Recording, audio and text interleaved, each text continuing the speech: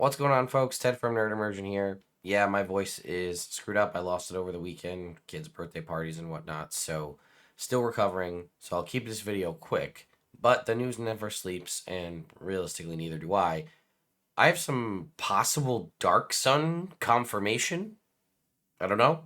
I'll leave it up to you. But our good friends at D&D Beyond have triggered an interesting thing when we go in and try to make a custom background. Now, first of all, I will say, hey, look, you guys have driven this number up immensely, and I really can't appreciate you all enough. So if you haven't subscribed to the channel, please consider doing so. So let's go ahead and head over to D&D Beyond. So we're going to go and we're going to create a background. Now, if you're familiar with how this works, you can basically create a background from scratch, or you can pick an existing background from any of the content that D&D Beyond has out so far, and you can use it as an option. So let's say I were to create a failed merchant from Acquisitions Incorporated. I hit create. It basically will fill in everything that I just did. Thank you for the subscription, by the way. All of the information. Then I can just hit at the bottom here. Where is it? Gotta get all the way to the bottom. Save changes. Okay.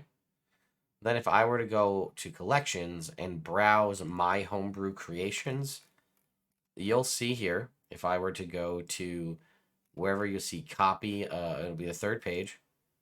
Copy of, where is it? Failed merchant that we just made. If we go to expand it, it gives us this pop-up that says, you can't publish this. So for those of you who don't know, you can publish homebrew created things on D&D Beyond, but if it's too similar to an existing product that is Wizards of the Coast, you cannot publish it as homebrew, as it is not different enough to be traditionally homebrew. So again, if I were to send this copy of an elf and try to just publish it, it says it is too similar to elf, the existing race.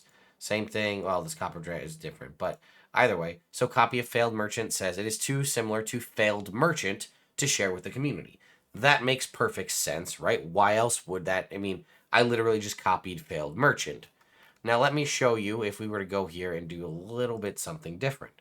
We were to create a homebrew and use the new Astral Drifter homebrew from Spelljammer Adventures in Space.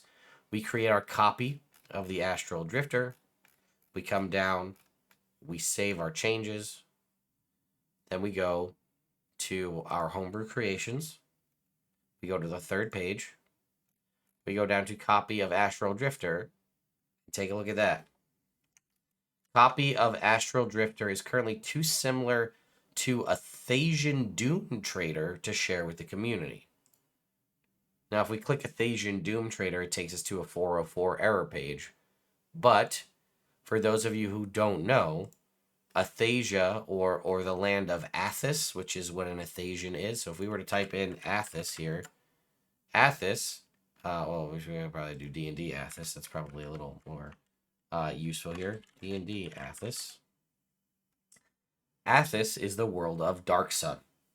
So I can't say with any certainty, but at least somewhere within the D&D Beyond code, there is the Athos Dune Trader exists. That terminology exists somewhere within D&D Beyond's coding, so that if you try to make a direct copy of, for some reason, the Astral Drifter background and try to publish it, it tells you that it's too similar to that Dune Trader.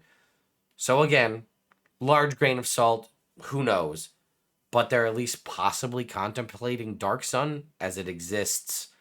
The terminology exists in D&D Beyond for that. So take that with a grain of salt. But anyway, let me know your thoughts and opinions in the comments down below. I'll see you all next time.